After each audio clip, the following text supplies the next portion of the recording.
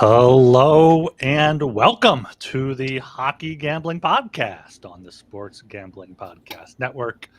I am your host, Ryan Gilbert. Not joining me today is the one and only Joel Meyer. He's in the hospital. He's had some issues there, but joining me today is a guest we've had on once, maybe twice before in recent weeks. Is Sean? You might recognize him as Archer from the Discord, from the Slack days.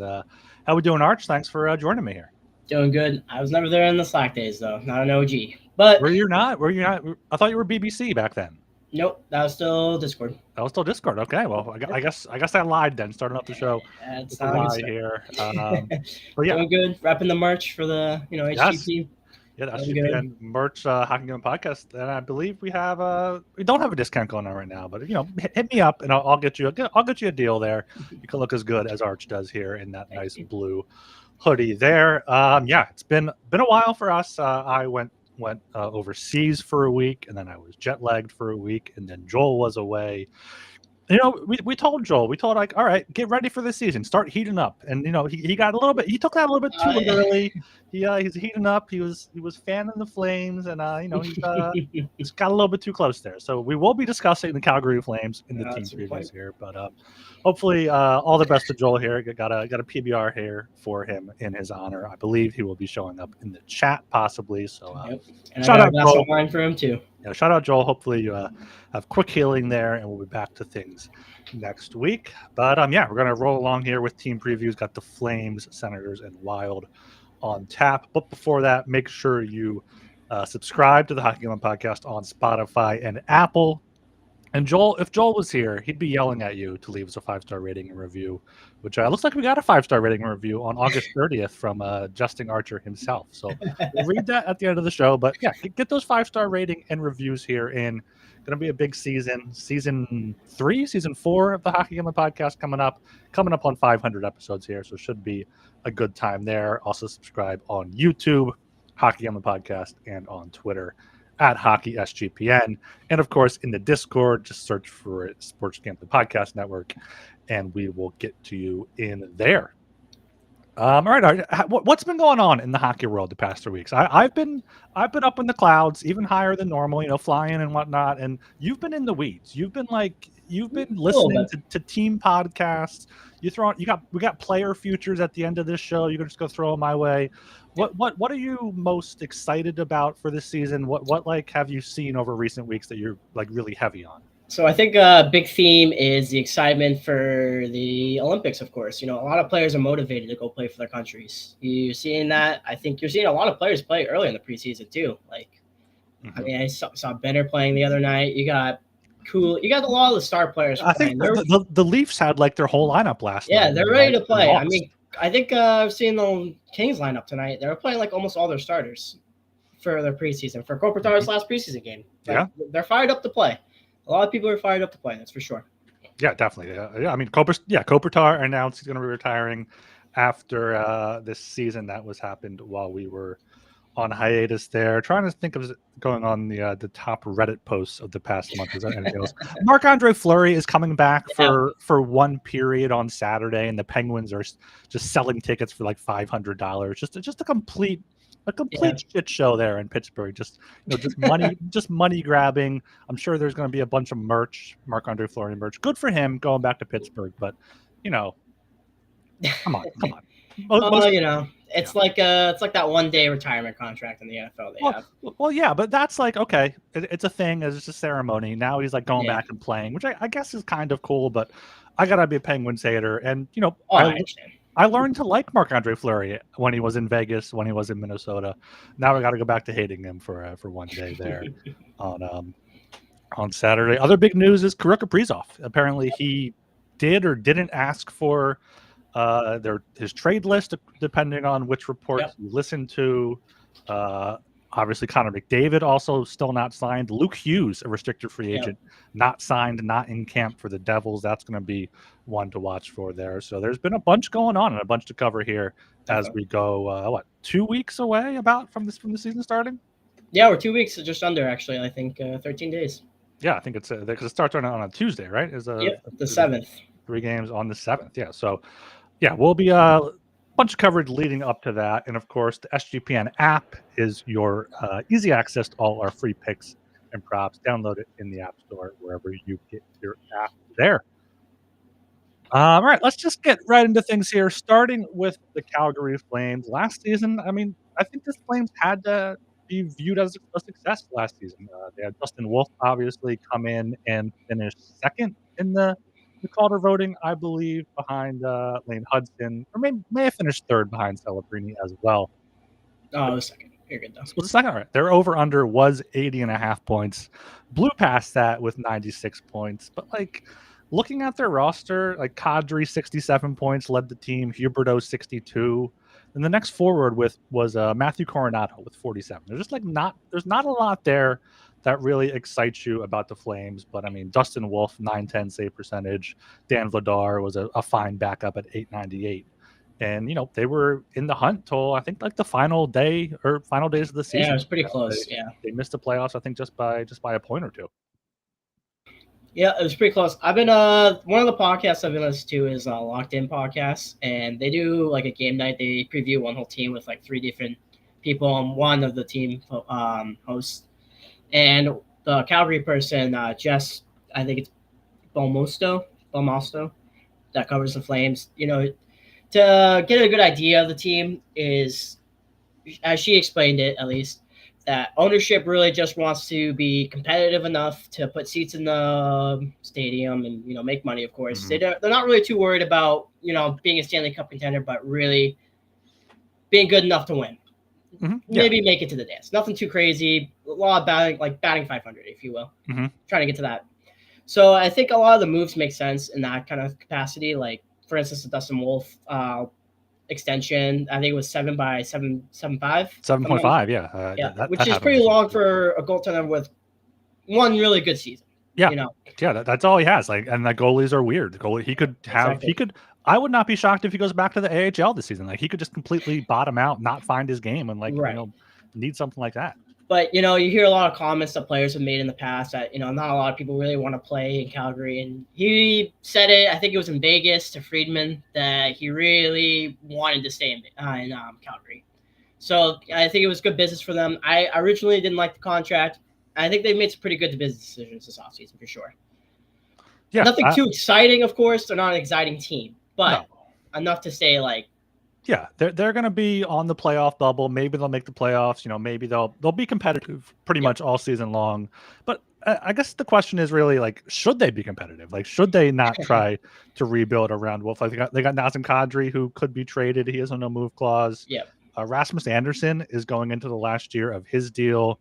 From what I've been hearing, he's saying he wants to go to Vegas. Well, everyone, who doesn't want to go to Vegas nowadays? And Michael Backlund, their captain, came out and said, yeah, Anderson's getting traded. Like, it's just a matter of who and when. So, But yeah, they got Huberdeau locked up 10.5, Kadri at $7 million, Coronado at 6.5, Sharon Govich at 5.7, Joel Farabee, former Flyer, at $5 million. Like, they got just these middling guys, and it feels like if they could trade a few of them for some younger pieces, it could help. But like you said, from that team insight there, they just wanted to put butts in the seats, keep them competitive, and not go through that rebuild, which makes sense as an owner. As an owner, their goal is to make money, and if they're doing that, they're going to keep on doing what they're doing. As for the offseason, really did nothing. Lost Anthony Mantha, lost Dan Vladar, brought in Ivan Prosvetov there as potentially the backup to Dustin Wolf, but that was pretty much it for the Flames offseason. Yeah, it's not exciting, but it's just enough to probably stay around that 500 mark. I can't. It's hard. They're such a weird team.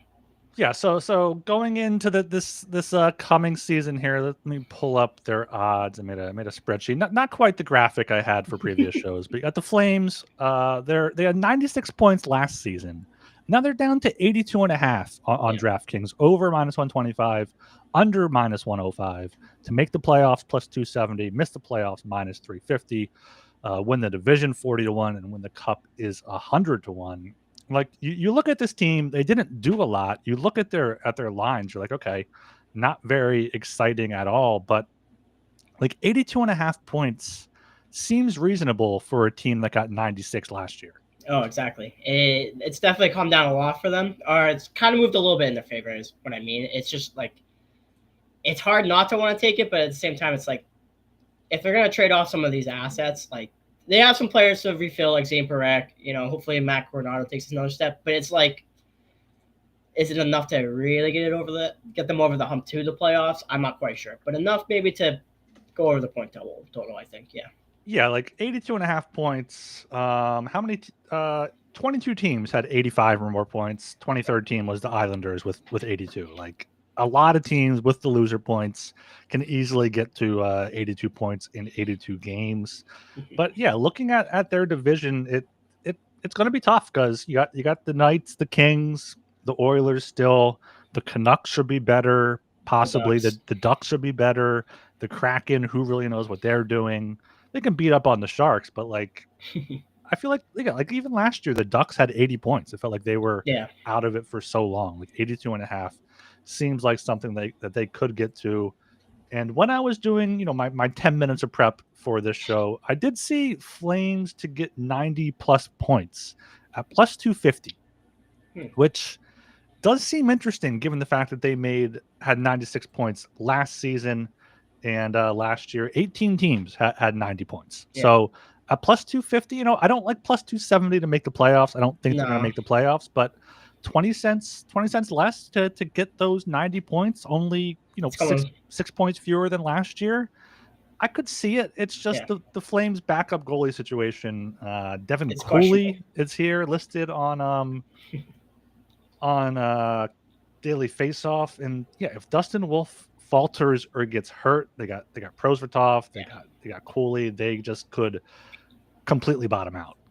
Yeah, that'd be my thought too. If their goaltending's terrible, they probably just don't have a chance. Like plain and simple. I have a little bit of a sneak peek pick, but for Calder, Zane Parekh, 20-1. He's taking some power play 1 in practice lines right now. So if he stays on the power play 1 for the whole year and Anderson's gone, he's gonna get a lot of ice time, and that could be a huge boon for them, offensively at least. Yeah, he's one of those Calder guys at 20-1 that could be in the mix there. Schaefer at 20-1 as well. We're already seeing the narrative around Schaefer. There's being puff pieces written about him, like Matt Barzell's going off about him. Chased down your boy Michikov. He chased down Michikov on a back check there, I think, in overtime. And so Parekh, if he has that power play time, he can put up a ton of points as he did in juniors, I believe. But I mean, Demidov, the Canadians played the Flyers last night. Flyers traveled the day of, didn't really have their full team, but the Canadians look good. Canadians look good there. But plus 185, I don't know if he should be that short. And so many names at this point, like your money is going to be tied up for 6-7 months. You want to have a longer shot. So Parekh could be decent there at 20-1. But yeah, I've been trying to find the one bet per team. So what is my bet gonna be for the Flames? It might end up being that 90 points at a plus 250. Do you have any other potential player stuff for them? I actually do. So I have Coronado 30 goals plus 225. I think that's a pretty good bet. Is that on DraftKings? Yep. All right. He's around that.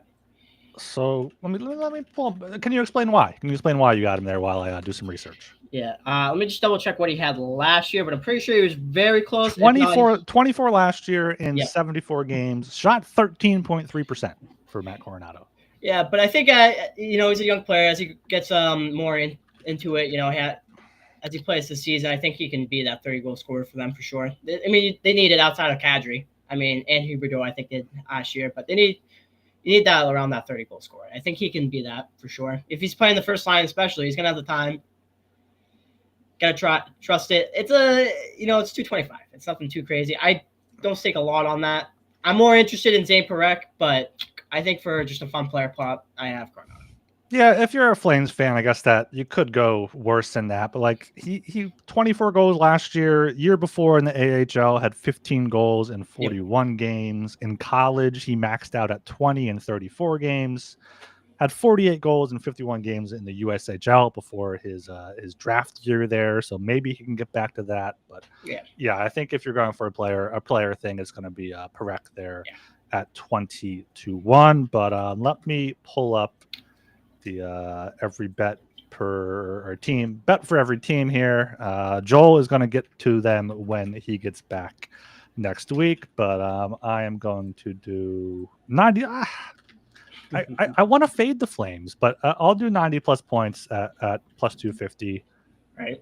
I'm just putting 1 unit on that. I'm not too confident in the Flames whatsoever. Like, oh, one thing I did want to mention is if they do bottom out, do you think there's a chance that they get the least points? Like if Wolf gets hurt and they have to turn to whatever their goalies are there, 25-1 for the worst record. Like, I don't know if that's if I throw like half a unit on that instead. So the way I see that is, I just don't think it's very likely, even if they don't have good goaltending. Like realistically speaking, going from 96 points to below 70 is crazy enough. Like, I mean, the Predators did it, but it's a lot for them to go year over year. That's true. And you still have the Sharks, you still have the Blackhawks being Right. so shit that are hard to beat there at plus 200 and plus. And then you have the Penguins too, who really could absolutely bottom out. The Penguins know how to tank for a generational talent. We've seen that. We've seen that multiple times. So yeah, I'm gonna go with the Flames, 90 plus points, plus 250, just for 1 unit. Just a small bet there. We'll see what happens there. Not too confident in the Flames. Yeah. Okay, before we go over to the Senators, we are brought to you by mybookie.ag. MyBookie is your place to bet on football and everything else. Their prop builder is second to none. Their motto is bet on anything, anywhere, anytime. Easy deposit and lightning fast payouts using crypto. Head to mybookie.ag, promo code SGPN for a 100% bet back bonus up to $500 for new customers. That's mybookie.ag, promo code SGPN. And we're also brought to you by Novig. Novig is America's #1 sports prediction market. Since Novig is an exchange, you know you're getting some of the best prices in the market. It's available in 35 plus states. Download the Novig app and get $50 when you spend $5 if you use promo code SGPN. Get in on the action with Novig, promo code SGPN. Okay, staying in Canada here, but going over from Calgary to Ottawa, we have the Senators. Last year, the Senators made the playoffs for the first time in quite some time. I'm not sure exactly the last time they made the playoffs before that, but over under was 90.5 points. 90.5. They had 97 points. Tim Stützle, 79 points. Batherson, 68, took a big step forward. Jake Sanderson, 57 points. Kachuk, Giroux, Jabot, Pinto. They traded for Dylan Cousins at the deadline. He had 16 points in 21 games. He fit in pretty well there. And Linus Ullmark, 909 save percentage. Forsberg, 901. Marilainen, 925 in a short time. So I feel like last year had to be a successful season for the Senators. Yeah, definitely. I mean, I think the story for their season is just building a good culture finally. Like, just getting some guys in the room that have won, and not even just one, just good players that want to win and be there. Like, obviously, Ullmark is a big ad. You know, he was there for that Bruins team. You know, shameless plug there. And then, you know, they brought in, I think it was, what's his name? I think he played for David Perron. Yep, another one who's been on good teams before. I think they just recently brought in Michael Amadio. You know, they brought some guys in. And I think they just taken good steps forward as a team as a whole, because they've been just – you have that 1 year where they just – I think it was 2 years ago now. They finished with like 74. And then I think last year, they finished with 96. Yeah. Which is a big step forward for them, you know, in terms of development. Stützle has developed a lot better of a two-way game, you know, at least on 5-on-5. They took him off the penalty kill, which he wasn't bad at, but, you know, they're trying to have him focus more on the offensive side of things, not kind of like overextending him too much. You know, I think that Dylan Cousins trade is a great trade for them too. Mm-hmm. Like, another shutdown center, just not down the middle. Having Pinto there too as well helps. Yeah, they got great depth. Stützle, Cousins, Pinto there down the middle. Brought in Lars Eller. He's a decent enough 4C at this point in his career. The offseason wasn't too active. Lost Gaudette, Highmore, Cruikshank, Dennis Gilbert, Cole Reinhardt, and Anton Forsberg. Brought in Lars Eller, Arthur Kaliev, Ali Lexell, Jordan Spence, and Hunter Shepard. So no real big names there. I guess the biggest thing is going to be Anton Forsberg leaving the team, but I did mention Levi Merilainen was a pretty Yep. good backup there for Omark last year, so he should be able to step in to that role there. And yeah, last year was good. 97 points, made the playoffs. They played the Leafs in the first round. Give the Leafs Yep. a decent scare, I think, to some extent there with Brady Tkachuk making his playoff debut. But Yeah, it's usually that that playoff stinker they get. yeah, yeah. But like I think that's I fixed. just don't know if they have enough to do anything. Like looking at their lines here, great top line to Kachuk, Stutzla, and Giroux. If Giroux can keep it up as he ages even more, but then Perron, Cousins, Zetterland, our boy Fabian Zetterland there, as longtime listeners know there. Greg Pinto, like they have decent depth, but besides Kachuk and Stutzla, they don't have anyone that I really trust to put the puck in the net. Mm-hmm. I like their. I mean, I like their depth personally. I think Pinto and Greg will take more steps forward. I mean, these guys. I mean, they have a decent amount of guys that can put up 20 goals in a year. I mean, I know Zetterland has in the past for the Sharks. I think Greg was pretty close last year or in the year before. Pinto was one. Dylan Cousins is a pretty good center. At least he's a good second line center for sure. Mm-hmm. I mean, they could do worse. Yeah. Where's Drake Bathurst? Oh yeah, he's day to day right now. That's right. Okay, so yeah, put Batherson in there. Yeah, I forgot about Batherson. Put him in there on the second line instead, and even just add to their depth even more. And their blue line. I mean, Sanderson and Shabbat, like being able to be on different pairs, I think is huge for them. Yeah, maybe they could get Yakimchuk in there too. You never know, but probably not. But he would also be another good ad for them, at least in that top six. Yeah. Yakimchuk is big body. He'll probably be a good body on. I think he's left-handed though, right? So he'd probably have to play on the left side. Maybe he comes in late in the season, like exactly. we saw last year with Nikishin and Demidov and those guys joining the teams late. So yeah, going into this next season, point total very much kind of the same as last year. They had 97 last year. They're at 95.5 on DraftKings, over -110, under -120, -200 to make the playoffs, +160 to miss, 8-1 for the division, and 30-1 for the Stanley Cup there. I don't know. Like I want these Canadian teams to be good. Like I like making fun of them for no one winning the cup in the past 30 years, but hockey's better when the Canadian teams are good. I hate to say it, but it's their culture is just amazing. I mean, you just see the Bell Center. Like, I mean, the Canadians. Not to bring up the Canadians for Colt, but just that culture. You get to see it game one how excited, or technically game three, but game one for their home series. How excited they were. I mean, even the Senators just excited. But it's a tough division. Like you got the Leafs, you got the Lightning, you got the Panthers. They're going to be three teams that make the playoffs. Sabres might. Sabres aren't making the playoffs. you got the Canadians, pushing forward.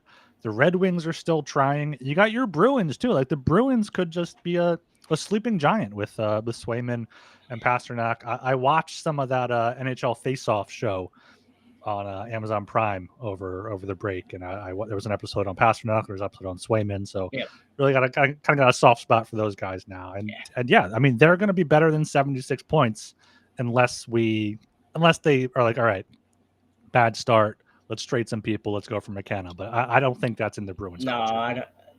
No. They're too prideful. Yeah. So. We got Adam in the chat saying there's a value on missed playoffs at +160, and I think I have to agree. Like I feel like last year was a good step for the Sens, but it's tough for these teams that don't have game-breaking talent to go like, all right, take a step and then take the next step that next year. Sometimes you got to take a step back to take a step forward, and I think the Sens could be one of those teams. I'm gonna have to disagree. I'm a big Timmy Stutzla guy. Little unknown fact, but he's a game breaker. I mean, he had a down year last year for sure, 78 points, but 2 years ago he had 90. That's pretty good. Yeah, he's definitely got the talent. I mean, Brady Tkachuk, he loves throwing the puck net. He's always got like 350, some crazy amount of shots on goal every year. But between those two, it's hard to really want to fade them, for me at least. I mean, you have Jake Sanderson who's still good. Shabbat, I mean, he's always injured, but I just think they have a high enough floor where I just think I really like the division price. I think I'm really been looking at that a last couple of days. The division price, I feel like we discussed that earlier in the offseason. I feel like that's come like down 90. a lot. Is that accurate, you feel like? I think it was like 9 or 10 to 1, something like that. It's come down a little bit. Yeah, let me see what the best price is on the market for it. Plus 850. So 8 to 1 is not bad there for the Sens. They're as short as plus 750. So, small range of odds there. But yeah, we see the Panthers, kind of just glide into the playoffs. They don't mind playing on the road. Maybe the Leafs take a page out of that book this year, and the Sens, even Tampa too could. They'll put it I still think the Canadians are probably a better look for that at 18 to 1. But yeah, 8 to 1 for the Sens. I just think that you can probably get that in season at some point, or if not a better price in season once you see how it's going. Unless they start really hot, like just insane, and they just take over. Yeah, that's true there. But yeah, I think it's interesting. Makes playoffs is minus 200, but over 95.5 points is only minus 110. And that's really usually like the playoff line, if not lower than that. Yeah. At least the wild card's usually around 90, and the first wild card's around that 95.5. So yeah, that's true. Canadians had 91 points and made the playoffs last year. Same thing as the Devils. So there's some leeway there. No, the Rangers are the same price too right now for a point total at least. I was looking Interesting. Yeah. Interesting. Yeah. Are there any player awards, player props worth looking at with the Senators? I guess maybe looking at the Vezina, but I feel like Allmark's going to probably be way too low. I saw 51 on a different book. I think it was like FanDuel. So I mean, that's kind of a worthy price. 30 to 1 here on DraftKings if we want to do that for my my best bet for the team. But yeah, 50 to 1 is out there for Allmark, which isn't horrible. He's won it before. Decent defense in front of him with Sanderson and Chabot. Yeah, Travis Green has really turned around that whole defense for sure. Travis Green is 25 to 1 for Jack Adams, so you're going to double that for the Vezina there. Maybe a Norris look potentially. The Norris just feels like it's Makar or Hughes or easily. Or if you're lucky, Bouchard just gets like a crazy amount of points. I feel like Bouchard's reputation he would have to get a crazy amount because his defensive reputation. Yeah, it would have to be like a Carlson 100 points. Yeah, exactly. Like crazy like that. For me, I mean, I bet some Timmy Stützle to have 90 points at plus 280. I mean, he's had it before. He did it. Yeah, he's done it before. It's not crazy. I always saw a little bit on Brady Tkachuk, Rocket Richard at 150 to 1. He always just has a bunch of shots on goal. So if he just has a lucky year, maybe it's like 50. But nothing too crazy. Outside of Ullmark, maybe Vezina. But I've been kind of looking at the President's Trophy, a little bit of the division price. I feel like, if those three teams, because I don't think they're poised to really do much in the playoffs. I think they're really, if anything, they're poised to have a great regular season if they do. I don't really see them going too far below 90 points. I think they just have a high enough floor with the veterans they brought in too. Yeah, but I feel like if they win the division, then they get an easy matchup in the first round. So at that point, the Stanley Cup I think is way too short at 30 to 1. Like I feel like you can get longer than that in the East, truthfully, but that's just my opinion. It's always going to be that, unless the Devils can somehow get some big bodies and get some people that can play in the playoffs. But yeah, Rocket Richard, Brady, 150 to 1. Not going to say anything bad about a bet that long at this point for somebody that is motivated. Definitely going to want to have a good season going into the Olympics, as you mentioned at the top of the show. So that could be one to look for. Sanderson 100 to 1 for Norris. Chabot I think is 500 to 1. Like I don't know if they actually have a chance, but those are just two fun long bets there. I don't think they have any rookies for the Calder there, so it'd be like Yakimchuk if he somehow makes it. But. Yeah. What's Brady for the Hart? Brady for the Hart is 500 to 1. So if you like Rocket Richard at 150, you gotta love the Hart Trophy at 500 to 1. Yeah, I also took some Timmy Stu, but that's just my personal love affair with Stützle. Yeah, 500 to 1 there as well. Tage Thompson 500 to 1 too. He had a bunch of goals. So always fun to sprinkle. Put $1 on a few 500 to 1s, and exactly. Never know what comes through there. Little donation. Yeah, exactly. All right. So my best bet for the Senators is going to be miss the playoffs at plus 160. I'm going to throw 2 units on that. I feel like I'm fairly confident. I would like them to do well. My boy Claude Giroux up there, but I feel like the Atlantic is just a bit too tough, and I think the Metro could potentially take one of those wild cards this season with one of those teams coming out of nowhere. Mm-hmm. All right. Anything else here on the Sens before we throw it to a break? Nope. You can go. All right. Well, before I go to a break, I just want to shout out this chat from Smitty. He says, "Arch, now is your time to get up and grab a beer and slam your fridge shut in honor of Joel." So while I read our ads here, maybe we'll see if Arch does that this time. We're brought to you by Underdog. Underdog is also a great place to play fantasy pick'em, where you can win up to 500 times your entry. Simply pick higher or lower on your favorite player stats. Available for a ton of sports. Also got the NHL Best Puck going on. Underdog's got a brand new offer for new customers. Play just $5 and get $50 in bonus funds when you sign up with code SGPN. And of course, you got Rhythm. Rhythm is off to a great start in college football and the NFL. Rhythm has introduced a leaderboard with weekly cash prizes just for tracking your bets in the app. Track 5 bets of the same type from any model you build, and you could win $1,000. Use promo code SGPN25 when you download the Rhythm app for 25% off your first month. Download Rhythm and use promo code SGPN25. All right, Archie is refilled here. I'm going to move along to our final team, the Minnesota Wild. Last year, Wild made the playoffs, right? They made the playoffs last year. Yep.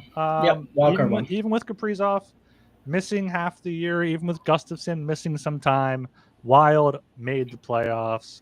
Looking at their season, they had 97 points. Their over-under was 93.5, so they went over last year. Looking at their players, Matt Boldy, big breakout year, 73 points. Marco Rossi, 60 points. He finally got signed there. Kaprizov, 25 goals, 56 points in half a season. That's insane stuff there. Matt Zuccarello still putting up 54 points at an age 37 season there, I see. And then, Gustafsson, 914 save percentage.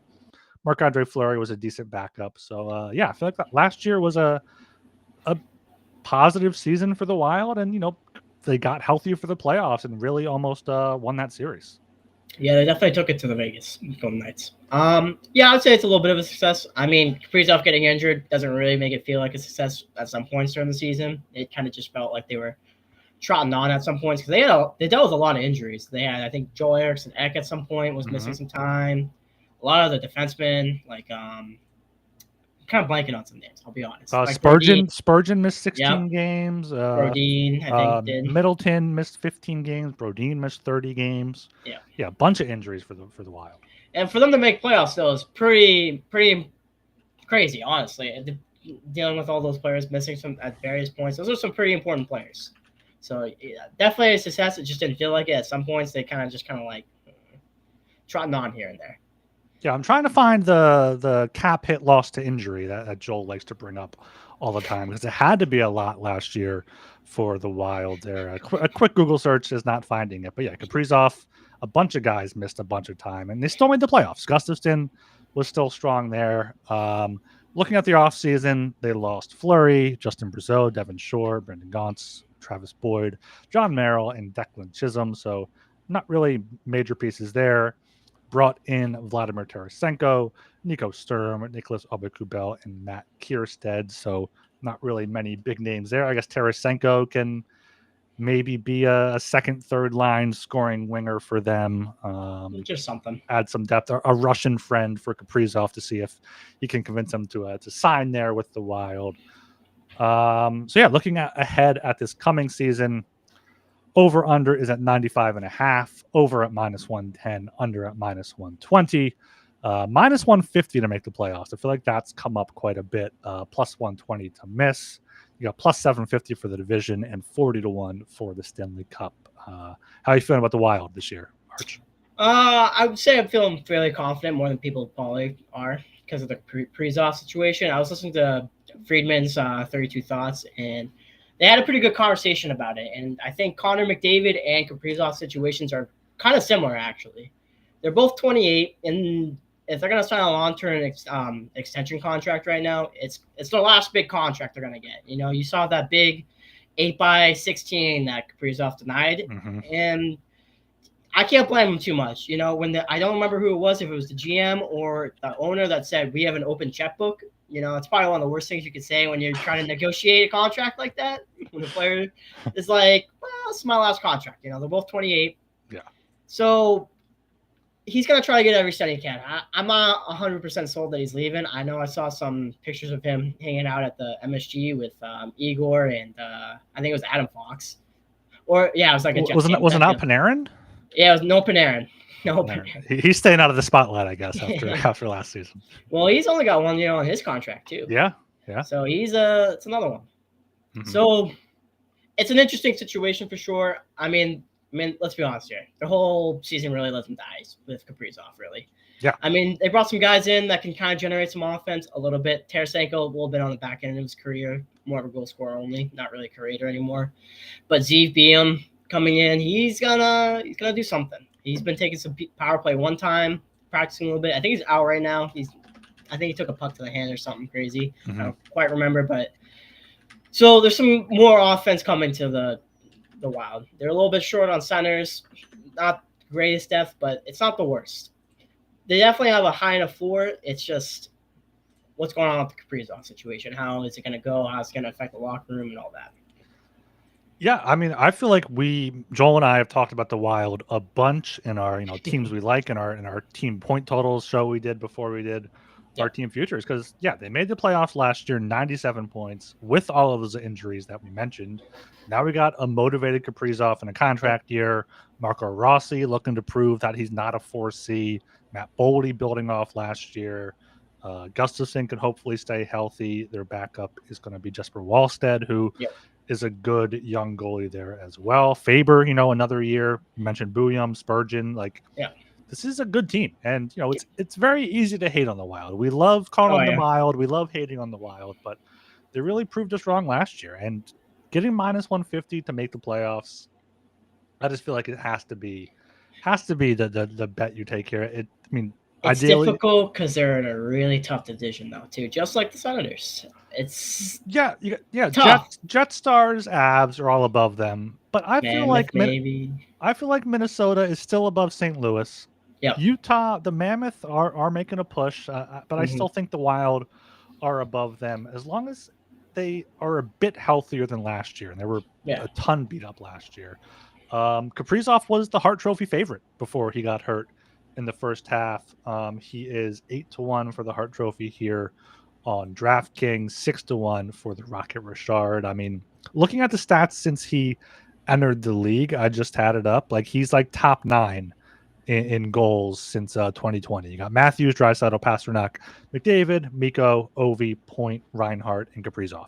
I mean, based on age right now, behind McDavid, I think Kaprizov is easily the second most valuable to his team. Maybe Pasternak's right up there, just in terms of offense. Yeah. But it's 1, 2, and 3 right there, basically.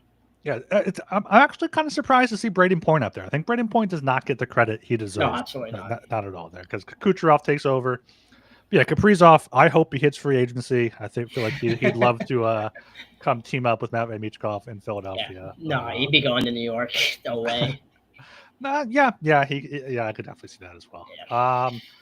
Any other? I guess we can look at Zeev Bouillon for the Calder. He's at 16-1, right behind Misa and Demidov. You like that at all? A little bit. I mean, I'm in the boat of anti-Demidov right now. I don't think he's been taking a lot of power play one time from what I've been seeing, but I'm taking everyone. But it's hard to take someone that's so short. Yeah. I think there's other bets that you could make on him that could also. I thought you would like people being short, given your stature. Yeah. Sorry, I'm not a giraffe. But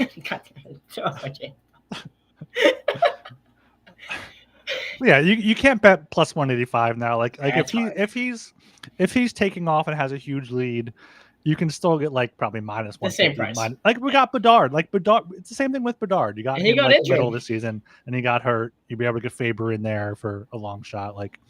It'll be so much easier, even a month into the year, once you see which rookies are actually producing, getting time, and which are just finding their legs.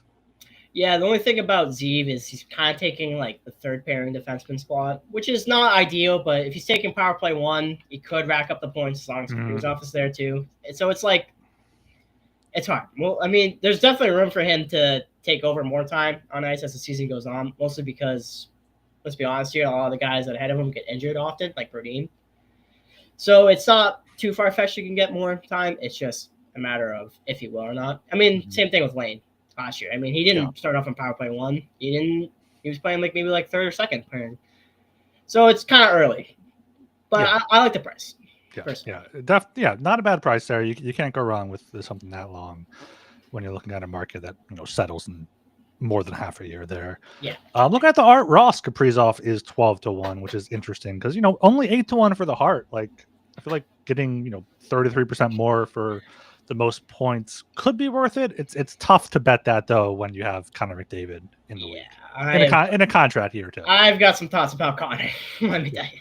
Yeah. All right. We're going longer than I thought. So let me just get to my my best bet for the Wild. I alluded to it. It's going to be make the playoffs here at -150. Putting the max 5 units, lock, 5-star, flame emoji. Put all the emojis next to that. -150 to make the playoffs there for the Wild. So yeah, that's -150 to make playoffs Wild. Senators miss playoffs +162 units, and then Flames 90 plus points +250 for 1 unit. For my best bets for those 3 teams, we will get Joel's best bets next week. But we're going to close this out. Archie has been in the weeds, as I mentioned, going through these player futures. So I told him get some futures, throw them at me. Yep. I will do some research and react. So yeah, what do you got for me? So speaking of Calder. Some Demidov. I mean, I bet him. He's like I think on FanDuel around 58 points, but I bet him at +100, 60 points, and then I think for fun I threw on a little bit for +550, 70 points. If he gets that, he's winning the Calder. But I think that's just a much better bet. If you really think he's gonna take off and be crazy, if you get 70 points, he's winning the Collar. But 550. What's the odds for 60? +100. +100. So last year, 3 people had on 60 points. 3 rookies had 60 points. Yeah. Hudson had 66. Michkov and Celebrini both had 63. So +100, even money. I feel like if he gets 60 points, though, he just wins the Calder. Like he lived up to expectations. I feel like I'd rather take the 2-1. Well, yeah, but you also kind of take out the variance of like what could happen because you never know if someone could have a Lane Hudson year. Yeah, I mean Schaefer could absolutely. So yeah, exactly. If you just want to just not have to worry about the competition. With this shit. Who's this Brian Meyer guy? Is that Joel's cousin's out? Joel's cousin? Yeah, he really no correct mentions finally in like the same second. Well, you mentioned him before. I guess he tuned in late. So yeah, I guess 60 points at even money. I wouldn't take. I'd rather take 2-1 for the Calder, but I can see the argument for it. I'm not gonna hate on that. Give me something I can hate on, Arch. Come on. Give me controversial. You want something to hate on? Yeah. Oh, okay. So Michikov 70 points +110. Why would I hate on that? I would love that. 63 points last year. The power play was shit. John Tortorella hated him. He's 70 points +110. Yep. I think it was on DraftKings. I mean, that's the only one you have. So yeah. Well, I go to Massachusetts sometimes for FanDuel. I have a couple more for McDavid, but I think for some one shots, I have some Eichel +1,000, Rantanen +110 points too. Also, I think Eichel's. What's the Eichel bet you have? 110 points +1,000. And then whatever. He has career high 94 last year. That I don't think that's going to happen. And then I got some Rantanen 110 points +12-1. 12. Those are for you to hate, Yeah, I hate both of those. Like I know it's a high scoring league nowadays. How many people had 110 points last year? Let me. Not very many. But if you go a couple years ago, Kucherov and McKinnon. The year before, you had Kucherov, McKinnon, McDavid, Panarin, Pasta. No, 110 is just too much. If you want to do 100, if you want to do 90, that's fine. I just feel like 110. Like take that guy for the Hart instead. But unless it's longer for the points. Just knocked off my feed. 1 second. But for ones that I actually really like. For McDavid, because he said recently that he wants to go to a more. Give me some like your. Oh, go ahead. You'll continue. Yeah. So for McDavid, he said he wants to go to more shoot first mentality. He doesn't want us to be seen as he had a disappointing year by his own measures. He said, and he says he wants to go back to 50 goals, 50 to 60. He doesn't want it to be a one-time thing. I bet McDavid over 35.5. I'm looking at Rocket Richard 22-1, and honestly, shots on goal leader at 25-1. I think is all really good bets. In my opinion, he really wants to come out scoring this year. He said, I think it was maybe 2-3 weeks ago. Yeah, I remember you posting that in the group chat there, and yeah, Yep. if he's contract year, if he wants to get the biggest contract he can, he had 64 in 2022, Exactly. 2023. So, how many shots? He took 350 shots that year. The Yep. year after, 263, and last year only 196. I mean, he did miss. Exactly. He missed some time. Average about 3 shots per game. But yeah, get that shot total up, David. Like everyone expects him to pass. Yeah, So exactly. when he shoots more, he'll be able to open that up as well. What is So he he's the favorite for the Hart Trophy, right? He's probably like 2-1. oh yeah, he's 2-1. Yeah, 2-1 for McDavid. Yes, that's not. So it's just a different way of playing it, kind of a little bit. Same thing with the Art Ross, like just playing Rocket and his over totals. I think it's worthy for sure. If he's saying he wants to score, he's gonna. It's McDavid. Yeah, Rocket at 22, I feel like would be the best bet for McDavid. Given just the general awards, maybe there's a goal milestone or point milestone that's better. There's some 40s. Like that's pretty good. Yeah.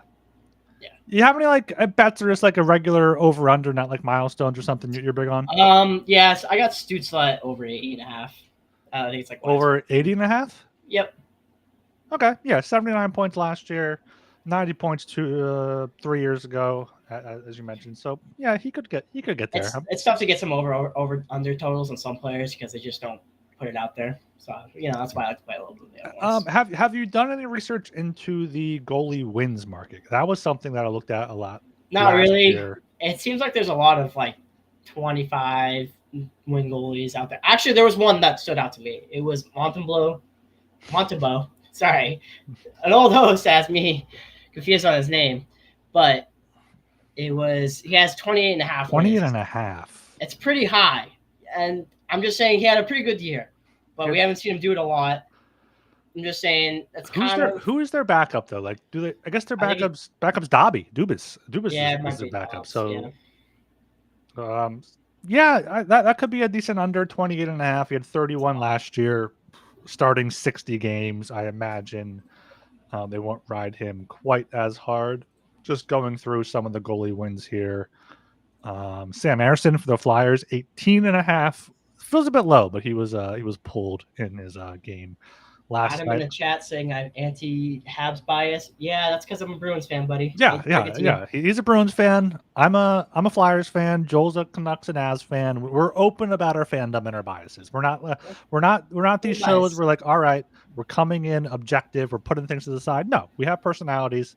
We're inputting them. We are completely transparent about that. The one time I decided to be a Bruins fan is to show on the Habs. Yeah. I'll do some more research on some of these goalie wins. I feel like because I think last year there was some money to be made. Oh, definitely. Yeah. All right. Yeah, we're almost 50 minutes here, Arch. Thanks for joining me. It's a fantastic show here. You have any other things you want to shout out, point out before we close it out? No, I'm all set. Just kind of trudging along. Yeah. Hope the Dolphins keep losing. Makes me happy to see it. Yeah. So hopefully we'll have Joel back next week. Potentially we'll have a show Friday with me and potentially Art or someone else, but we'll probably wait till next week and get locked and loaded next week. Let me count how many episodes we have left to do. So we'll have the Panthers, Canes, Oilers. That's 1. Avalanche, Lightning, Kings. That's 2. Stars, Leafs, Knights. That's 3. So we have 3 or 4 team episodes left. And then we'll do our best bets for the season and whatnot. So make sure you guys subscribe to the Hockey One Podcast on Apple Podcasts and leave us a 5-star rating and review, just like Jesting Archer did on August 30th. The worst podcast ever, 5 stars. This is the worst podcast to listen to, especially if you don't like sharp sides, totals, and great breakdowns of future markets. Ryan and Joel do a great job all year long and work hard for you guys to get great insights and information into this space. See, it's simple. 5 stars. Give us some love, give us some hate, whatever. As long as it's a rating and 5 stars, we appreciate that. Also appreciate you checking this out on YouTube, subscribing there, trying to get up to 1,000 subscribers during this season.